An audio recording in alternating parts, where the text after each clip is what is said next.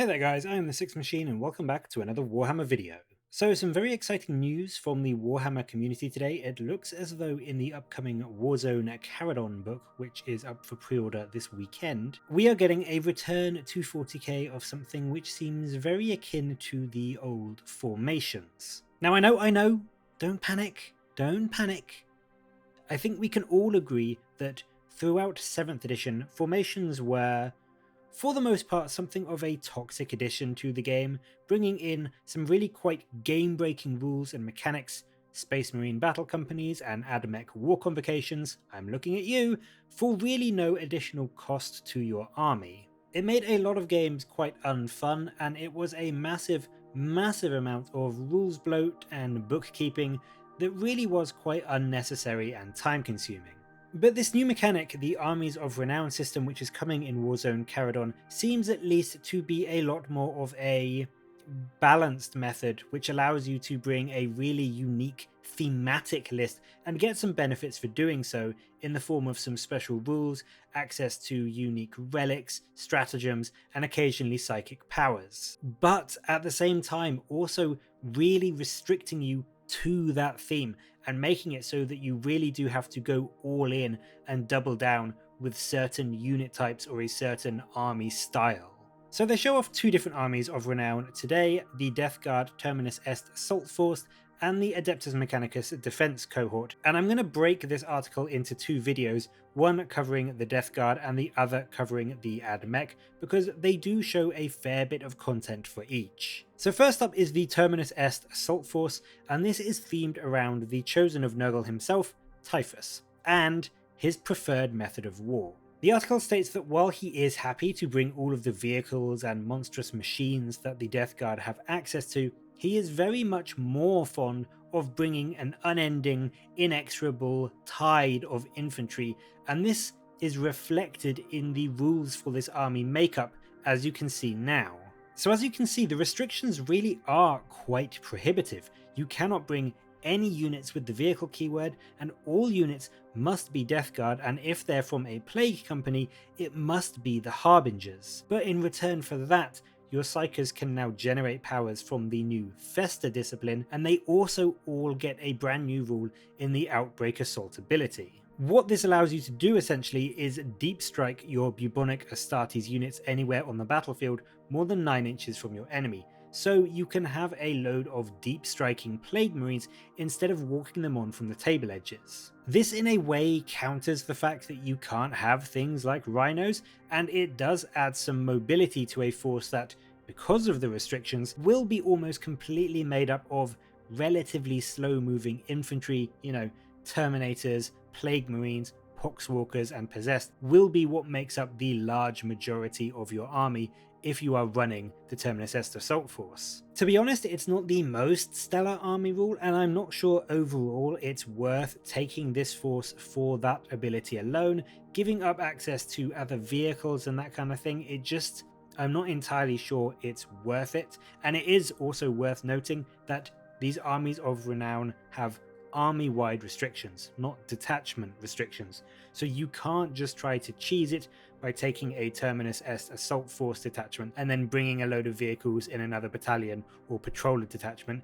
The restriction does carry across your whole army, so your entire army can have nothing with the vehicle keyword. In addition to that, you also get access to a few new things in the form of some relics, some psychic powers and stratagems. The ones they show off are the Callus disregard stratagem. This essentially allows your bubonic Astartes units to shoot at enemy units even if they're in engagement range of your Poxwalkers or Plague Followers, but with the caveat that you not only subtract 1 for the hit roll against such units, but also for every miss you actually hit your own units instead. It definitely has some potential in being able to tie up enemy units with your Poxwalkers and then basically unleash a load of firepower into them with your Plague Marines. It means that you can pretty much happily sacrifice your cheap chaff units to ensure that your Plague Marines are still putting out as much damage into the enemy units as possible, whether they're too far away to get into melee range or they're off guarding an objective or something like that.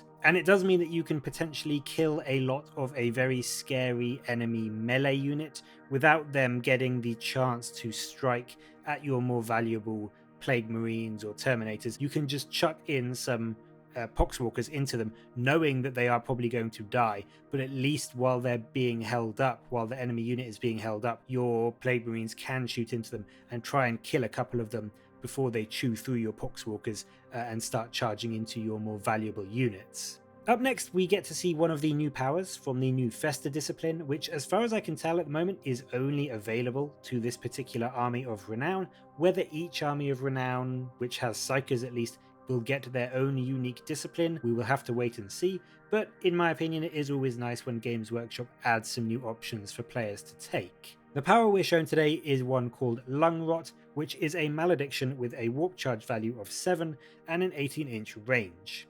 And what this essentially does is that you target an enemy unit within 18 inches, and until the start of your next psychic phase, it cannot advance, and it can only select units within 6 inches as eligible charge targets, and you cannot re-roll charges with that unit. Now, I'll be honest, I think this is actually quite an impressive power, even if it was just, stopping a unit advancing and then limiting their eligible charge distance to 6 inches. I think it would be very, very potent, especially against those melee heavy armies. But the additional denial of a reroll to the charge roll is just an absolute lovely cherry on top in really punishing your enemy and making sure that their scary units have an absolute nightmare of a time trying to make it into combat. With a warp charge of 7, it isn't the easiest ability to get off, to be fair, but I do think that it could be absolutely key, and with that 18-inch range, you definitely can stop a lot of enemy units being able to even declare a charge after you cast it, especially if it's something that relies on the advance and charge ability, like Gene Stealers, for example. I think we'll maybe have to wait and see what the other Festus discipline abilities and powers are, but I do think this is a pretty solid one to be starting off with, and I also, again, just want to give GW a shout out for the awesome little blurb of fluff about the spell describing its effects in grisly detail. As I've said before, I love that. I love reading them. I think they're really cool and fun. So I'm glad that they add in that little bit just to make the power feel more real and give you that image of give you that image in your head of what the power is doing when you cast it. I think for me anyway, who's quite a narrative player, that adds a lot to a game for me. The final thing we're shown for the Terminus Est Assault Force is one new relic which replaces a Power Fist or a Plague Claw.